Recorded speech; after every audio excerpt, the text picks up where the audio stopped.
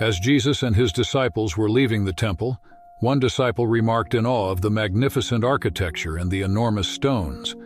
Jesus responded somberly, "Do you see these great buildings? Not one stone here will be left on another. Everyone will be thrown down." This startling prediction left the disciples puzzled and anxious as they left Jerusalem and made their way to the Mount of Olives. There, with the temple visible in the distance across the Kidron Valley, Peter, James, John, and Andrew approached Jesus privately, seeking to understand. "Tell us," they urged, "when will these things happen? And what will be the sign that they are all about to be fulfilled?"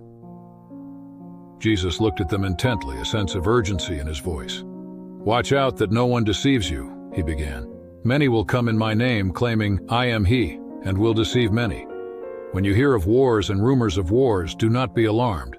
Such things must happen, but the end is still to come. Nation will rise against nation and kingdom against kingdom. There will be earthquakes in various places and famines.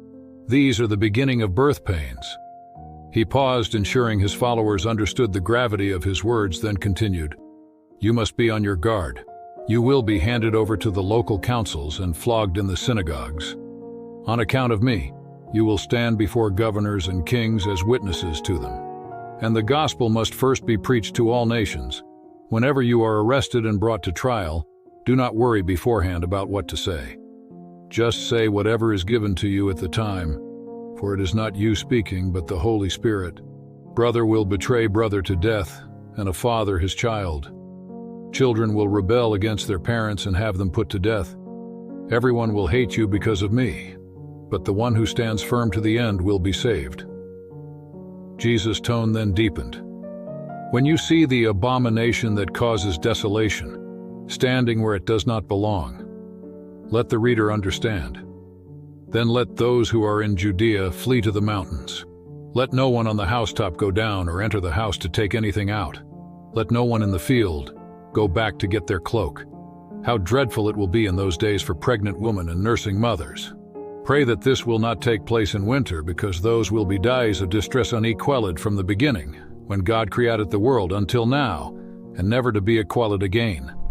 If the Lord had not cut short those days, no one would survive, but for the sake of the elect, whom he has chosen, he has shortened them. At that time, if anyone says to you, 'Look, here is the Messiah,' or 'Look, there he is,' do not believe it. For false messiahs and false prophets will appear and perform signs and wonders to deceive, if possible, even the elect. So be on your guard. I have told you everything ahead of time. But in those days, following that distress, the sun will be darkened and the moon will not give its light. The stars will fall from the sky, and the heavenly bodies will be shaken. Then they will see the Son of Man coming in clouds with great power and glory. And he will send his angels and gather his elect from the four winds, from the ends of the earth to the ends of the heavens." Jesus concluded with a parable. "Now learn this lesson from the fig tree. As soon as its twigs get tender and its leaves come out, you know that summer is near. Even so, when you see these things happening, you know that it is near, right at the door. Truly I tell you, this generation will certainly not pass away until all these things have happened. Heaven and earth will pass away, but my words will never pass away. But about that day or hour, no one knows, not even the angels in heaven, nor the Son, but only the Father. Be on guard, be alert.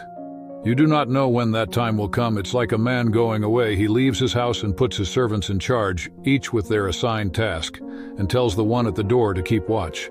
Therefore, keep watch, because you do not know when the owner of the house will come back, whether in the evening or at midnight or when the rooster crows or at dawn.